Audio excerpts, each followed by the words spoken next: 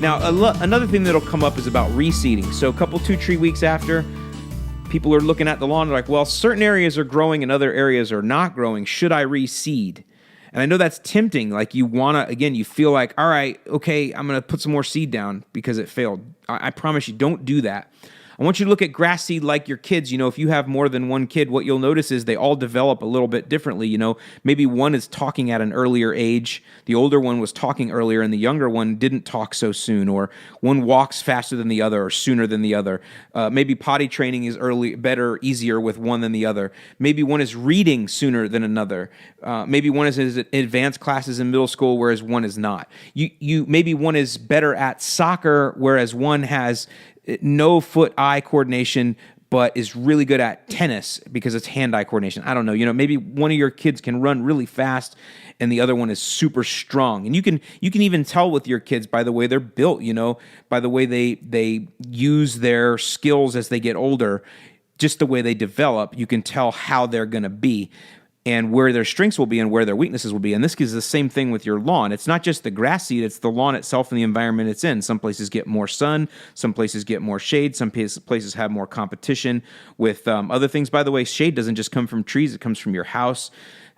Maybe the watering wasn't consistent in some areas. Maybe the soil is draining one way or another. There are just a lot of different things that come up that can make different areas of the lawn develop differently, and you will learn what those strengths are over time so you can work with them.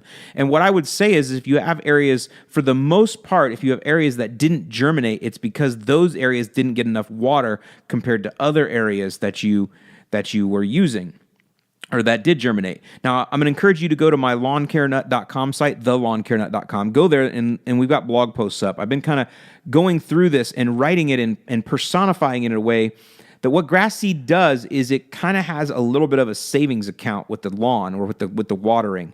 And I went through this in that blog post, and I think you'd get a kick out of it if you read it. But the long and the short of it is when you start working with grass seed, it doesn't believe you the first couple times you water it, because I know what you guys do the first time you water is you water really, really hard. You water good. You get out even with a hand watering device while your sprinkler's going and you hand water on top. That's what you do. You got peat moss all over you. You're dirty. You're trying. Maybe you have a beer in your hand and you're out there on top of that all this peat moss is out there, right? And you're watering. You want every inch of that peat moss to get soaked. And maybe you do that for a couple days in a row, and then you run out of cigars or whatever, or you got to stay late at work, and that cut tapers off. And from there, you're just going with your sprinkler. Somebody kicks your sprinkler walking home from the bus stop on an afternoon and moves it, and you don't realize it, and you don't check, you don't go back. And what happens is now your watering isn't as good as you thought it was, and for a week you don't realize that. Well, see, the grass knows that. It knows that it has like this timer in it of water, like this moisture timer. And just because you gave it a lot of moisture on day one, it doesn't believe you. It's like, that's okay. All right, well, I'm going to wait. I'm going to see if this is too good to be true. I mean, are you going to be the perfect watering companion for me here or not? Are you just going to, put a lot of energy into me in the beginning and then forget about me like every other person I've ever worked with? Well, I'm really personifying it now, but that's how it kind of went through in the blog post. But it doesn't believe you at first. It takes several days of good water or a good rain because somehow the grass seed knows what the rain is. It knows the rain, and I'll tell you about how wonderful the rain is in a minute. But it doesn't believe you at first, so it's not going to grow. And that's probably what those areas were that didn't grow versus the ones that did. They're the areas that the grass seed didn't believe you. Now, it doesn't mean that it's dead. It just means it needs more water now. So that those areas are telling you, hey, man, get back to that. Get back out here and give me a little bit more attention like you did in the beginning. Give me some hand watering on these areas and help me get soaked. Now, the one thing, though, that we don't want to do is throw more seed in there because inevitably the seed that's there is going to come up. And if you throw more down, it's going to come up on top of that, yet albeit a couple, 2-3 weeks later. And that's going to cause overcrowding later. And you're going to see that die back in the spring. So, you got to live with it. You got to trust the process. You got to have the faith that you need to go back to paying it attention, and it's going to reward you, and it's going to come up. Now, the one thing that's going to happen is, though, Mother Nature's got your back every time. Now, this year across a lot of the country, I know a lot of you guys are struggling. You're like, man, what is it? Kansas City, is it hot and dry? I don't know. I can't even keep up with all the different cities now that are so hot and dry because it just seems like it's across most of the Midwest, even into the Ohio Valley.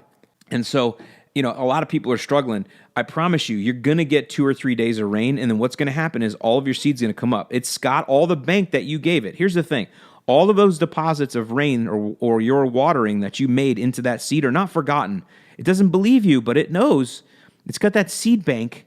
It's got that savings account there. It's got those memories of that water, and it's appreciative.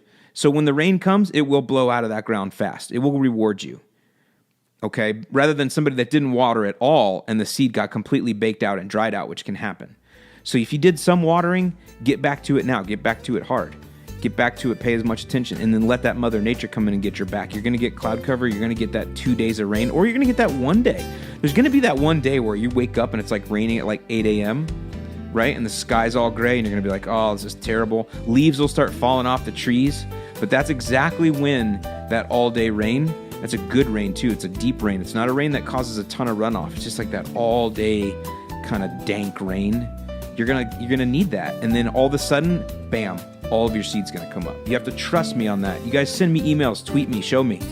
It's crazy. It's a magical thing, but it works.